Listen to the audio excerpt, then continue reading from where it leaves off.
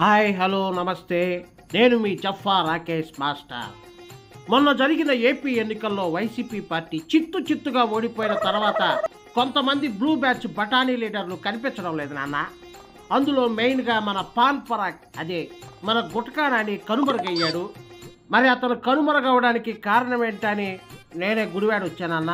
మరి ఇంకెందుకు late, let's start our show అన్నా. ఏ గుట్కా నాన్న, ఆ గుట్టకా నమ్మడం ఆపు, గడ్డి మల్కాపు. ఏంది ఎక్కువ మాట్లాడుతున్నావు? గుట్టకా గిట్టకా అన్నావంటే గుడ్డు గులాబ్ జామున్ అవుతుంది ఏమనుకున్నావు? ఏంటన్నా నోరు లేస్తుంది?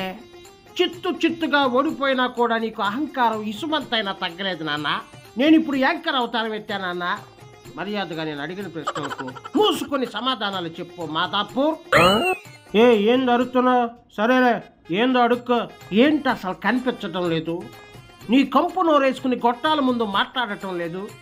ఏంటి పరిస్థితి పంజాగొట్ట? 175కి 175 సీట్లు వస్తాయన్న కాన్ఫిడెన్స్తో ఉంటే జనాలు 11కి పరిమితం చేస్తే సిగ్గు లేకుండా మా మొహాలు ఎట్టా చూపించమంటావు మాస్టర్? సిగ్గు లేకుండా మీ సైకోరెడ్డి చిక్కటి చిరునవ్వుతో చూపిస్తున్నాడు కదా నాన్న ఆయన ముఖాన్ని. చెప్పా, ఆయన అంటే గెలిచారు కాబట్టి చూపిస్తాడు. మళ్ళీ మా ప్రభుత్వం వస్తుందని ఆ కూటమి వాళ్ళని అమ్మనా బూతులు తిట్టాం. ఇప్పుడు మేము బయట తిరిగితే ఊరుకుంటారా?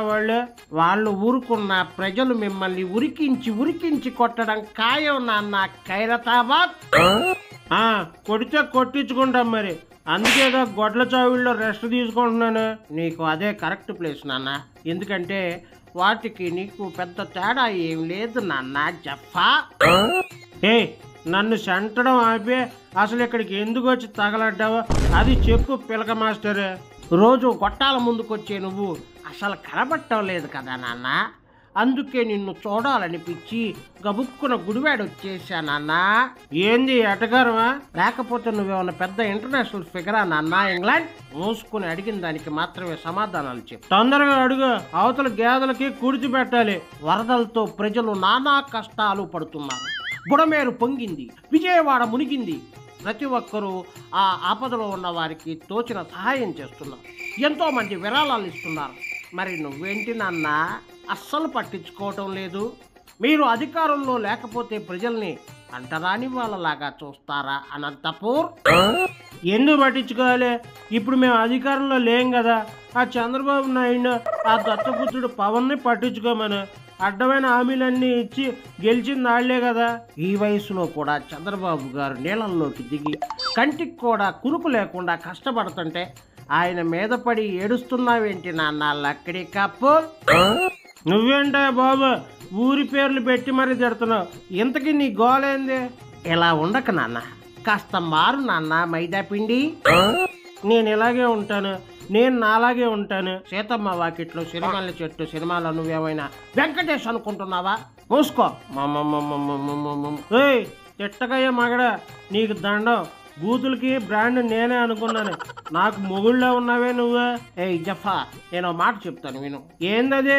మార్పు చెందిన వాడే మనిషి నాన్న. ఇప్పటికైనా మారు నాన్న. బాబు గారు చేసే సహాయంలో కనీసం పావలా వంతైనా చెయ్యండి నాన్న. కనీసం నీ మీద కాస్తైనా మంచి ఇంప్రెషన్ వస్తుంది ప్రజలకి. మేము అధికారంలో ఉన్నప్పుడే వాటికంటే ఎక్కువ స్టంట్లే ఇచ్చావులే నా బొచ్చులోది.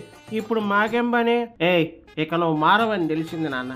నీలో ఈ జన్మకి మార్పు రాదని అర్థమైంది నాన్న. ఇంకాసేపు నేను ఇక్కడే ఉంటే ఆ గుట్కా కంపుతో మళ్ళీ చచ్చిపోయేలా ఉన్నా నాన్న. చాదర్ఘాట్. సో చూశారు కదా నాన్న గుట్కా మాటలు. మరో ఇంట్రెస్టింగ్ పర్సనాలిటీతో మళ్ళీ కలుద్దాం. అంతవరకు సెలవా మరి. జై జవాన్ జై కిసాన్.